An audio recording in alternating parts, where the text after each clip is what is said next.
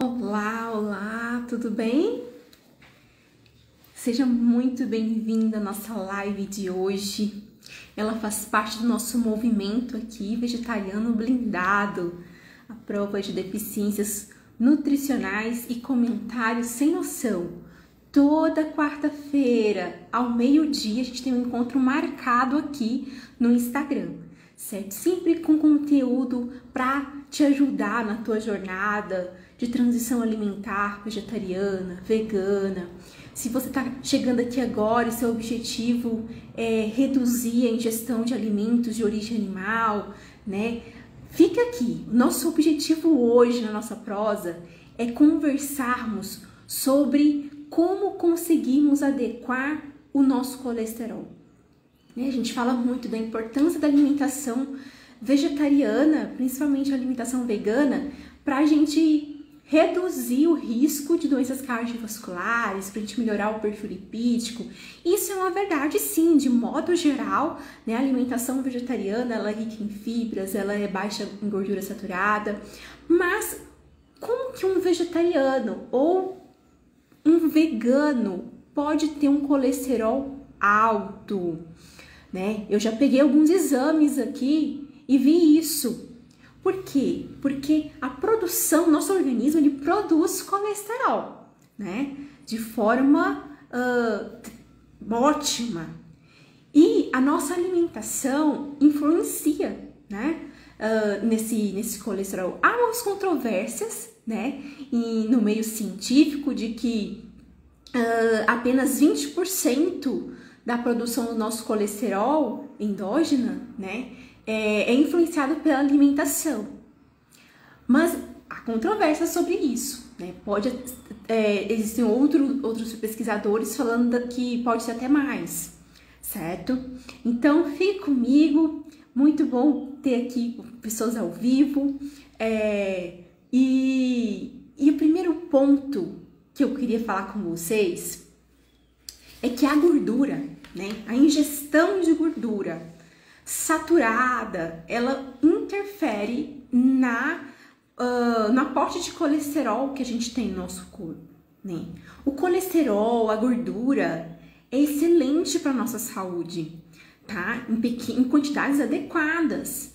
Por exemplo, o órgão mais gorduroso, que mais precisa de gordura, é o nosso cérebro. O cérebro, ele é super gorduroso, certo? E a adequação da quantidade de gordura na alimentação favorece também a nossa cognição, né? Eu queria até falar um pouquinho nesse ponto sobre algo que aconteceu recentemente, né? Vira e volta, o que acontece? A gente recebe aquelas correntes, né, de mensagens no WhatsApp, e os familiares vão compartilhando e sempre mandam para mim alguma mensagem dessas correntes.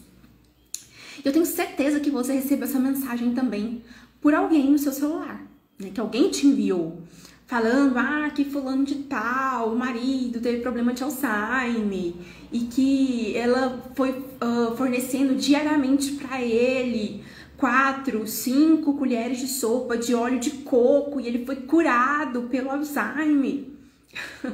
Tomem cuidado com isso, gente. Né? Porque imagina 4, 5 colheres de sopa de óleo de coco uma pessoa ingerir diariamente. É muita gordura saturada que a pessoa vai começar a ingerir, certo? Então, o que tá faltando possivelmente foi o quê? A adequação da gordura dessa pessoa. Às vezes tá faltando equilibrar, né, gordura saturada com a gordura poliinsaturada. Tá muito nutricionês, eu vou te explicar. Né? Então, onde nós encontramos a gordura saturada? Majoritariamente ela está nos alimentos de origem animal, em grande quantidade, certo? Agora, alimentos de origem vegetal também tem gordura saturada, né? Principalmente o óleo de coco, o óleo de palma, o dendê, né? Então, não é que a gente não pode ingerir isso daí, né? A gente precisa adequar. O óleo de coco é um óleo muito bom, ele é um óleo prensado a frio, é um óleo que não é refinado, certo? Mas qual que é a quantidade que a gente está utilizando, né, na alimentação? Existem muitos alimentos processados hoje, vegetarianos, inclusive veganos, que apresentam alto índice de gordura saturada, né? E eu até separei um produto aqui que é delicioso, né? Um produto muito famoso, delicioso e que é industrializado, certo? Ele tem muita gordura saturada e eu vou mostrar pra vocês. Eu tô aqui no site, tá? Não vou falar qual que é, mas quem conhece vai, né? Tem o hábito de usar, vai sacar na hora. É um hambúrguer aí muito famoso. E aí, eu já quero mostrar isso pra vocês, por quê? Porque às vezes a gente tem aquela noção de que, eu tenho uma alimentação vegana. Tá saudável. Ela tá equilibrada em nutrientes? Ela tá fornecendo todo o ferro, todo o zinco, todo o cálcio que você precisa? Será que eu tô com algum sintoma, né? Os meus exames bioquímicos, eles estão tudo pianinho, tudo muito bonito, né? Então a gente precisa pensar nisso, né? Porque o que eu sempre falo aqui pra vocês, quando a gente decide ser vegetariano, ser vegano, a gente tá também carregando uma bandeira, vestindo uma camisa, certo? Porque a pessoa não conhece mais a Lidiane com a prima Lid. É a prima vegana. Ela não é nutricionista funcional, ela é uma nutricionista vegana, vegetariana. Então, as pessoas começam a ver a gente por isso, sabe? Rotular a gente dessa forma. E aí, a gente precisa também veganizar, sabe? Dar o exemplo sem falar uma palavra. Vivendo, sabe? Vivendo. Então, por isso que vira e volta, eu compartilho com vocês aqui nos stories, ou geralmente é stories, mas eu vou fazer uma postagem para deixar aqui no feed. Exames meus, certo? Por quê? Porque é assim que a gente consegue viver a questão, mostrar que é possível a gente ser vegetariano, vegano e sermos saudáveis, certo? Promover saúde para o nosso corpo. Então, eu vou mostrar para vocês aqui agora. Então, a gente já falou da importância da gordura, né? Eu falei em relação à saúde neurológica, né? Que o nosso cérebro ele é o órgão mais gorduroso e que precisa muito de gordura, né? Outros pontos importantes aqui para destacarem. Existem vitaminas que elas são lipossolúveis, ou seja, elas são melhores absorvidas na presença de gordura. E são vitaminas importantes, como a vitamina D, por exemplo, né? Que ela é maravilhosa para aumentar a nossa imunidade.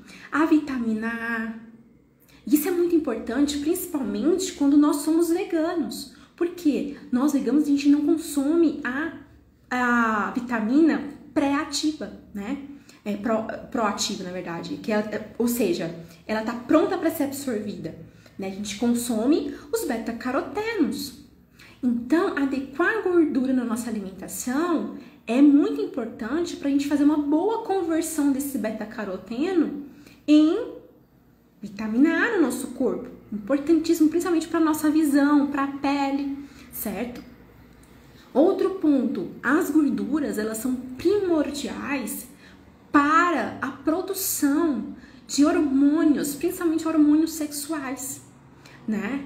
E ao longo desses últimos 10 anos, né, atendendo pacientes vegetarianos e veganos, eu já peguei casos de homens, né, que a gente precisou muito aumentar a quantidade de gordura na alimentação para ir melhorar algumas coisas na vida dele, né, de qualidade de vida mesmo, que tem a ver o quê? O aspecto hormonal. Né, que a gente ficou até visível isso nos exames de testosterona, né? Testosterona total, livre, né? Então, a gordura não é tão vilã assim, tá? Então, presta atenção. Por isso, vamos entrar para outro aspecto aqui, né? A alimentação. A alimentação, ela influencia, claro, mas também tem a parte da genética. Ok? Então, a genética é algo assim maravilhoso que eu amo trabalhar, né? Vocês sabem disso. Eu trabalho até mesmo com teste genético Por quê? Porque dessa forma a gente consegue trabalhar com uma nutrição de precisão. Uma nutrição que realmente ela foi desenhada para você, certo? Então, dependendo da forma como foi construído, né, o nosso DNA, dependendo da forma dos polimorfismos que a gente encontra no DNA, isso influencia na metabolização dos lipídios, por exemplo, que é o que a gente está conversando aqui, certo? Existe um gene que chama ApoE, né? Ele é um gene ligado a várias doenças. E uma das doenças, né, quadros clínicos, é o que? É a doença cardiovascular. Então, o gene ApoE, ele tem... Depois você pode pesquisar, só você anota aí, tá? Para você pesquisar, não fica assim, só preso nessas palavrinhas que eu tô falando, mas são importantes eu falar para que você consiga entender, tá? Então, esse gene ApoE, ele tem 3 variações, certo? ApoE2, 3 e 4. Estudos têm mostrado o quanto as pessoas que têm o ApoE4 têm um risco alto para hiperlipidemias, né? Dislipidemias, ou seja, colesterol, triglicérides, todo o perfil lipídico alterado, né? E de fato, até aqui no consultório, eu tenho pacientes, a gente tem acompanhado esses pacientes aqui, né? Que com intervenção nutricional, principalmente alimentação, a gente tem uma melhora no perfil lipídico. Mas a gente precisa trabalhar além da alimentação, né? E aí é importante a gente, além do perfil lipídico, a gente analisar outros exames bioquímicos para continuar avaliando como que está a saúde cardiovascular. Não é só o perfil lipídico que indica, não, eu estou com alto risco, médio risco para uma doença cardiovascular, né? E não é só ele isolado, a gente trabalhar com um todo, certo? Porque se essa pessoa que tem o gene, né, ApoE4, ele tem essa tendência, ele já tem essa tendência, ele tem um risco alto, né? Mas ele tem uma dificuldade de manter o colesterol adequado, certo? E não é só o colesterol total, principalmente o LDL também, tá? Que é considerado como um colesterol ruim, ok? Então, essas pessoas, elas já têm uma tendência de ter um colesterol mais alterado, né, maior do que o restante da população, entende? Então, eu preciso entender também, será que essa alteração do meu perfil lipídico tem alguma coisa relacionada com o meu DNA? Né? Você já fez um perfil genético? Isso é muito interessante, porque o perfil genético ele é diferente de um exame bioquímico. O exame bioquímico, você faz um perfil lipídico hoje, ele tem uma alteração, né? Você faz uma intervenção nutricional e depois de um tempo você refaz o exame e ele melhora, né? O perfil, o perfil, né, o painel de DNA, a gente consegue analisar um polimorfismo, vários polimorfismos, né? Cada painel tem vários. E aquilo lá não vai mudar, não muda, porque o DNA a gente não consegue mudar. Mas a gente consegue ter um histórico de como o nosso corpo funciona. E a partir disso, a gente consegue direcionar melhor o que? As condutas nutricionais, as condutas até mesmo de medicações, certo? Então você sempre vai andar para sempre com esse perfil debaixo do braço, né? Você vai no seu nutricionista de confiança, você vai mostrar para ela. Se ela tiver experiência, entender, né, sobre nutrigenômica, nutrigenética, ela vai saber analisar isso, te dar o melhor direcionamento, né? Você vai no seu médico, endócrino, cardiologista, você vai apresentar esse perfil genético para ele, né? E ele vai entender melhor como o seu organismo funciona. E aí as condutas serão mais assertivas, né? Aqui no consultório eu trabalho com perfil genético. Então, se você tiver interesse, pode mandar um direct para eu passar mais informações para você, certo? E o que é legal, que dá para você fazer a coleta na sua casa, de forma online. A gente agenda uma call, né, online, eu te oriento, você faz a coleta, eu e você juntos. Eu te orientando de cá e você fazendo daí, certo? É muito interessante. Então, nós falamos aqui a importância da genética, né, influencia, a alimentação, o comportamento, principalmente em relação ao exercício físico, certo? Então, isso é muito interessante. Mais pra frente eu vou fazer uma postagem, eu acho que vai ficar mais claro ainda sobre, né, a importância desses 3 pilares aqui pra gente entender e conseguir controlar o perfil lipídico. Genética, alimentação e o comportamento. Prioritariamente o exercício físico, certo? Agora, vamos falar de alimentação, que é o que interessa e é o que eu manjo aqui, né? Então, por que tem vegetarianos, principalmente veganos, que apresentam colesterol alto? E eu já vou te apresentar um alimento que eu acho que todo vegano já comeu na vida, todo vegetariano, e que se ele for muito presente na tua alimentação, a médio e longo prazo vai impactar a sua saúde cardiovascular, vai impactar o seu perfil lipídico, certo? Então, olha só. Vou mostrar aqui pra vocês, só um minutinho. Onde que é? Aqui. Olha só, eu tô aqui com um site aberto de um hambúrguer muito famoso, ele é muito gostoso também, mas, olha só. Primeiro vamos ver a lista de ingredientes, né? O primeiro ingrediente que ele apresenta é a água. Preparado proteico, parará, parará, parará. Só que olha só, ele tem 2 tipos de gordura. Gordura de coco, óleo de canola. A gordura de coco, que é o óleo de coco, a principal gordura presente nele é a saturada, certo? Já o óleo de canola já é um óleo com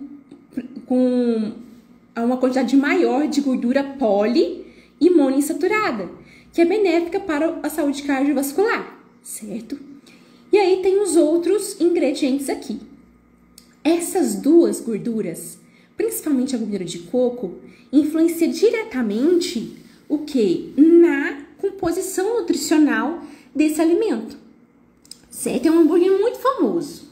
Olha só a informação. Às vezes a gente olha aqui e a gente pensa que, nossa, já é uma unidade do hambúrguer. Não. Aqui se refere a meio hambúrguer. Meio hambúrguer. Peraí. Deixa eu voltar aqui pra mim. Quem é que come meio hambúrguer? Você come meio hambúrguer? Sim ou não? Geralmente a gente vai comer o quê? Pelo menos um hambúrguer, gente. Pelo menos um hambúrguer. Né? Eu falo de mim, né? Quantas vezes já aconteceu de eu ir para um Burger King da vida e pedir, né, a opção vegetariana, tirando ali pedindo para tirar o queijo, porque o queijo não é vegano, né, a maionese, eu peço para dobrar o meu hambúrguer. E às vezes eles podem tirar esse hambúrguer que eu tô mostrando para vocês aqui. E aí, olha só, deixa eu voltar aqui para vocês entenderem. Meio hambúrguer desse aqui tem quase 20% da quantidade de gordura saturada que eu preciso no dia. Peraí, deixa eu voltar aqui pra mim pra você entender. Pra você ter clareza. Pensa só. Eu vou fazer com 2.000 calorias, que fica mais fácil pra gente calcular aqui, né? E todas essas composições nutricionais dos alimentos, eles são baseados em uma dieta de 2.000 calorias. E para você ter uma noção, então vamos lá, 2.000 calorias. Qual que é a ingestão adequada de gordura saturada para uma pessoa que ingere 2.000 calorias dia? Seria 20%. 20% de 2.000 calorias vai dar o quê? 200 calorias, certo? 200 calorias. Se eu dividir 200 por 4... vai dar o quê? A informação de quantas gramas de gordura saturada que eu tenho que ingerir por dia, certo?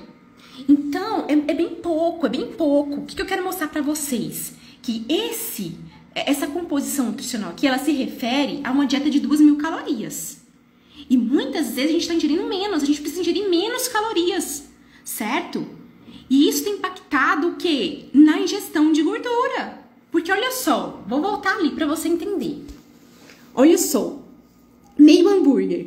A gente vai comer o hambúrguer inteiro, certo? Então dobra para você ver. Um hambúrguer desse aqui tem mais de 300 calorias. E de gordura, que é o assunto da live de hoje, ele vai ter quase 40 gramas, 40% que eu tô falando, né? Da ingestão de gordura saturada, da gordura total, aliás, no dia. Já a gordura saturada, olha o tanto que é maior. Um hambúrguer inteiro desse, porque lembra que é meio, é quase 60% da gordura saturada que uma pessoa precisa consumir no dia. Se a pessoa ingere 2.000 calorias no dia. Vocês estão entendendo, gente? Tá claro aqui? E aí, a pessoa vai comer só um hambúrguer desse? Geralmente esse hambúrguer vai mais alguma coisa gordinha ali, ou uma maionese, mesmo que seja vegana. Entendeu? Então, eu tô mostrando aqui pra vocês esse rótulo desse produto que é muito conhecido. Por quê? Porque os produtos industrializados, veganos, vegetarianos, eles têm aumentado na prateleira. Isso é muito bom, isso é muito legal. Mas não dá pra gente só se concentrar nesse tipo de alimentação. A alimentação vegetariana, ela precisa ser baseada em alimentos naturais, básicos, certo? Eu não tô falando aqui que não pode consumir esse hambúrguer aqui. Nós podemos consumir, mas ele não pode ser o principal, a sua principal fonte de proteína da alimentação. Por quê? Porque durante o tempo, daqui a um tempo, você vai ter alteração nos teus exames, certo? Então, mesmo que você não consuma colesterol, eu não consumo ovo, mas pode ter alteração. Por quê? O excesso de gordura saturada contribui para a produção de colesterol no nosso corpo, certo?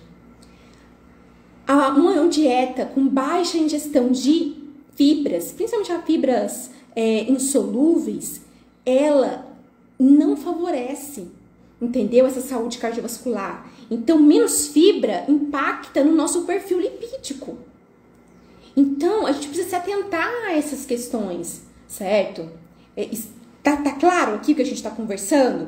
Deixa eu ver aqui se eu tô seguindo o meu roteiro, se está faltando alguma coisa. Então, alimentação, cuidado com a fonte de gordura que você está ingerindo. Tô falando até agora em relação ao colesterol alto, certo? Então, eu uso óleo de coco, tá? Qual quantidade? Né? Se a gente substituir esse óleo de coco que você está cozinhando todo dia na sua casa por um azeite que apresenta mais gorduras poliinsaturadadas, será que não seria mais interessante pra gente controlar esse colesterol? Certo? Então, e o abacate que eu tô consumindo, será que esse abacate que eu tô comendo todo dia é um pedacinho ou é meio abacate ou abacate inteiro? Já pensou nisso? Né? Nós temos que fazer essas perguntas, certo? Agora, vamos lá pro outro lado. Só me ligando aqui, gente. Outro esquema. Eu tô com colesterol baixo. Vamos ver um exame aqui? Eu separei o exame de uma paciente para aí a gente conversar e vocês entenderem melhor o que eu tô dizendo aqui, certo? Então, olha só. Aqui a gente tem um exame. Gente, não é para ligar para mim agora, não. Tô fazendo live. Então, olha só. Esse é um perfil lipídico de uma paciente, certo? Olha só. O perfil lipídico dela, de forma geral, tá muito bom, né? Colesterol total, 162, tá um valor interessante, porque o colesterol é no máximo 200, certo? Os triglicéridos, muito bom, né? O HDL dela tá diferenciado, porque deu até acima de 40, né? Acima de 50. Tá aí uma coisa que eu queria falar pra vocês. É comum, muito comum, eu pegar os exames, né, dos meus pacientes vegetarianos, veganos, e o HDL tá sempre abaixo de 50, né? Por quê que acontece isso geralmente? Quando o colesterol total e o LDL estão baixos. Então, o HDL é uma lipoproteína que ela ajuda a limpar do nosso sangue o excesso de colesterol, de LDL, ou seja, gorduras que não são, em grande quantidade, não são benéficas para o nosso organismo, certo? Então, quando eu apresento um colesterol total ou um LDL mais alto, o HDL tem a tendência de aumentar. Porque ele está trabalhando para combater esse excesso de colesterol e de gordura. Entendeu?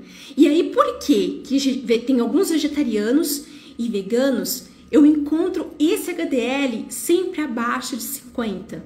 Geralmente ali 40, 42. Porque eles estão consumindo pouca gordura saturada. Eles estão consumindo uma quantidade até adequada de gordura saturada. Então, o HDL nem sempre vai conseguir subir acima de 50.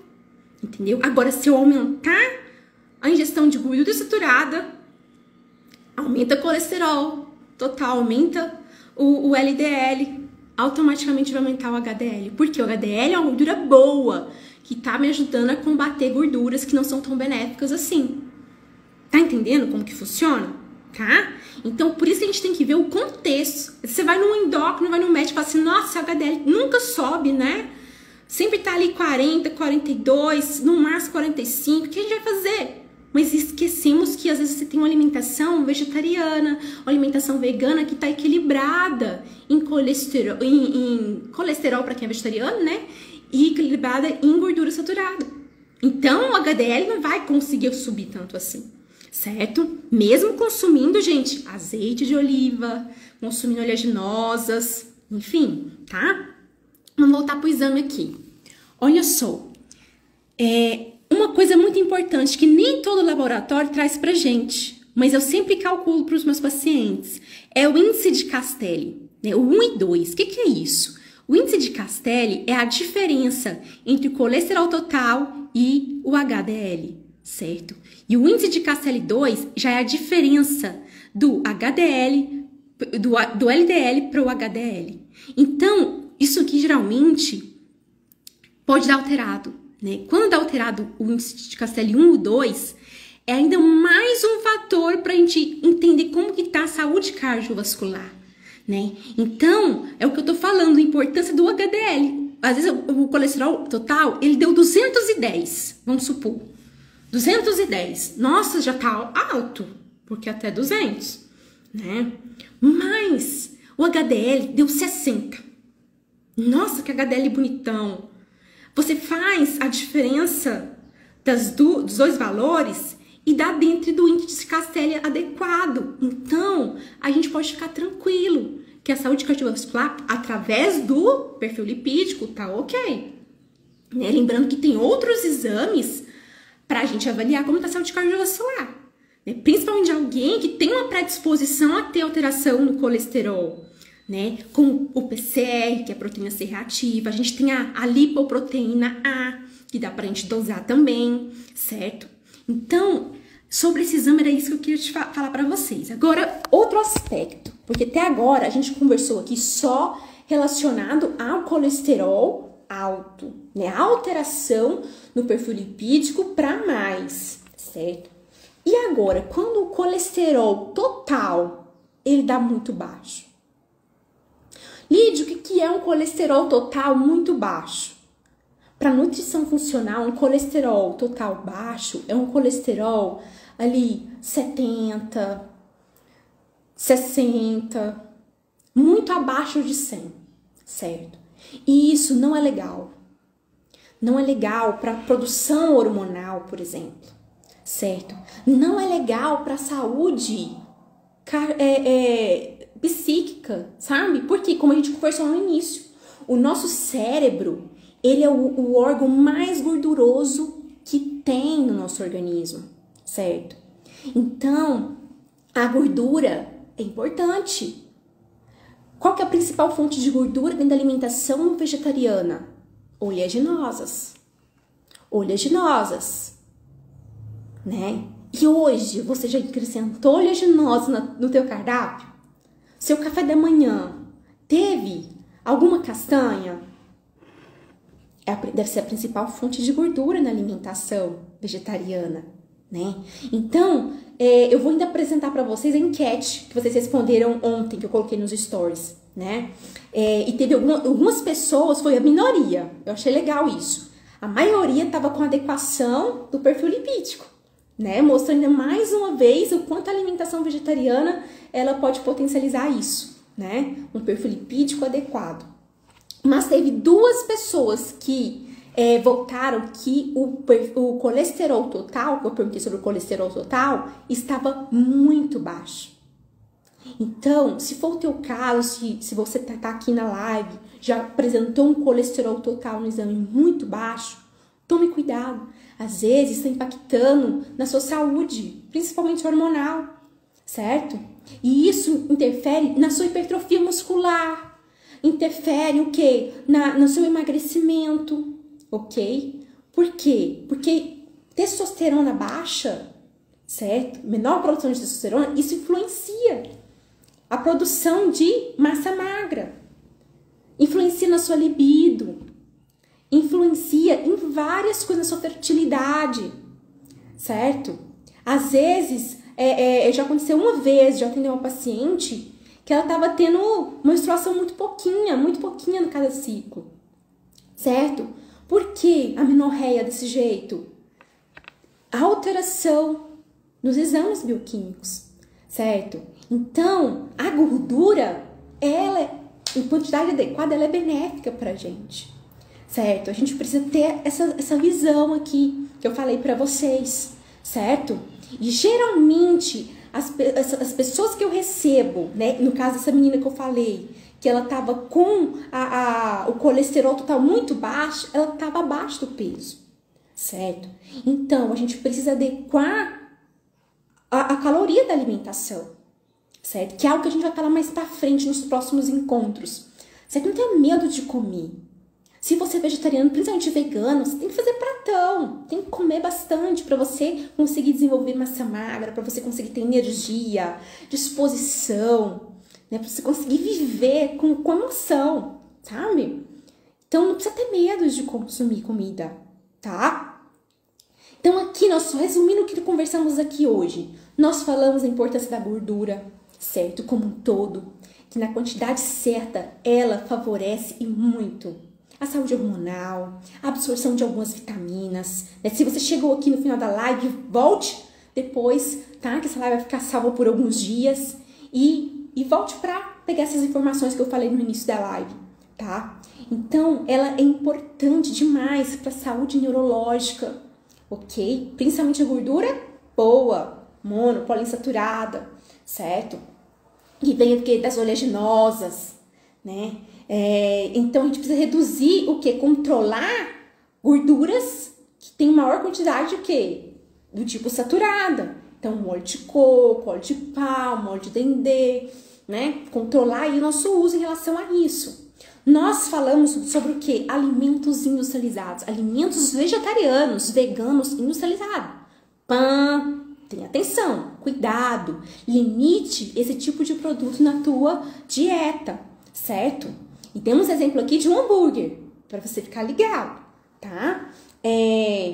Falamos também como a gente conseguir aumentar esse colesterol se ele estiver baixo demais. Eu preciso dar foco o quê? Para o principal grupo alimentar que eu preciso dar foco, oleaginosas, né? Então, para que você consiga adequar o teu perfil lipídico ou qualquer outro exame que você já fez, que deu alguma alteração, eu recomendo que você busque ajuda profissional, certo?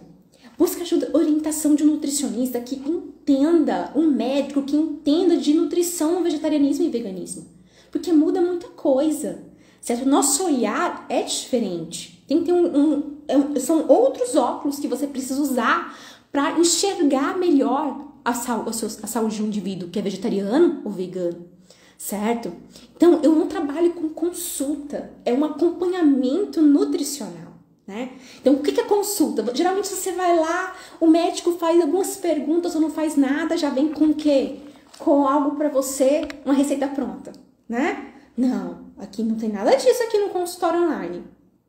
Não tem, né? Então, se agendando a consulta, seu tratamento começa no ato do agendamento, né? Então, você já vai responder alguns questionários importantíssimos, né? Para a gente ter clareza e conhecimento de todo o teu histórico de saúde, né? Da tua alimentação, das suas dificuldades, como é a tua rotina, certo? Porque no dia do nosso encontro, eu já vou estar conhecendo muito a seu respeito, né? E aí o principal foco do nosso encontro não é saber como é a sua alimentação. A gente vai alinhar nossas expectativas, tirar algumas dúvidas que eu tive ali ao estudar teus questionários respondidos e nós vamos montar a 4 mãos o teu cardápio, teu primeiro cardápio, certo? E não fica só nisso. Depois, após o nosso primeiro encontro, você tem ainda 30 dias de assessoria online comigo. Porque é eu pegar na tua mão mesmo e te guiar nessa jornada, certo? Para tirar todas as suas dúvidas, solucionar todas as suas dificuldades, ok? Ah, Lígia, e se eu precisar de mais consultas, como serão as outras consultas? Cada encontro a gente trabalha uma dificuldade. A gente soluciona uma dúvida com ferramentas, certo? Muito poderosas, a gente trabalha muito comportamento, né? São os 3 pilares que eu trabalho, né, nos acompanhamentos com vocês. O conhecimento, que ele tem 2 vertentes, tá? Que é o conhecimento científico e o autoconhecimento, tá? Então, às vezes a gente está estudando muito informação científica, mas e aí? Você está estudando o teu corpo? Você consegue entender como ele funciona? Né? Tá ouvindo, interpretando os sinais que ele tá emitindo para você? Certo? O segundo pilar que nós trabalhamos é o quê? A mentalidade, certo? Pra gente ser um vegetariano blindado, à prova de deficiências nutricionais e comentários sem noção, a gente precisa trabalhar muito a nossa mentalidade. E quando a gente consegue trabalhar a mentalidade, persuasão, sabe? A gente trabalhar como ter motivação, ter constância, sair da procrastinação, sabe? E fazer acontecer para mudar a realidade da minha alimentação, a realidade da minha saúde, o comportamento muda, entende? Você concorda comigo que não adianta a gente propor ali uma orientação? Por exemplo, vamos consumir pelo menos, né, uma verdura verde escura por dia. Quem garante que isso, colocar na dieta, vai garantir que você vai seguir? A gente precisa trabalhar o comportamento. E dentro do comportamento, a gente trabalha o que é a organização, o planejamento. Né? Porque um cardápio bem feito, que você construiu junto comigo, em consulta, ele não vai trazer o resultado que você precisa. Você precisa aplicar no seu dia a dia. Né? E é isso que a gente trabalha. As ferramentas, são ferramentas que a gente trabalha durante as próximas consultas relacionado o quê? A como a gente organizar a alimentação. Como a gente conseguir montar as refeições da semana em até 3 horas, gente. Até 3 horas. E você ficar de boa a semana inteira. Sabe? Então, isso não é maravilhoso? Isso não é importante? A gente não trabalha em uma consulta, tudo isso. A gente consegue só trabalhar em um acompanhamento nutricional. Certo? Então, se você tem interesse em fazer um acompanhamento nutricional para você aprender como ser seu próprio nutricionista, você ter autonomia alimentar, entre em contato comigo. Hoje mesmo, para me explicar melhor como eu posso te ajudar, tá bom? E eu vou colocar uma caixinha também de pergunta, porque se surgir alguma dúvida relacionada ao assunto que tratamos aqui hoje, deixe na caixinha. Ou se você preferir, pode deixar aqui também abaixo da live. Porque eu teria o maior prazer de responder você, tá bom? Semana que vem tem mais. Semana que vem tem live aqui quarta-feira, ao meio-dia. Eu espero você. Até mais. Um beijo. Muito obrigada para todos que estiveram ao vivo aqui. A Dani, a Anne, Neia, Andréa, Isa, Alex, Closemar, Eila, muito obrigada pela companhia. Até mais!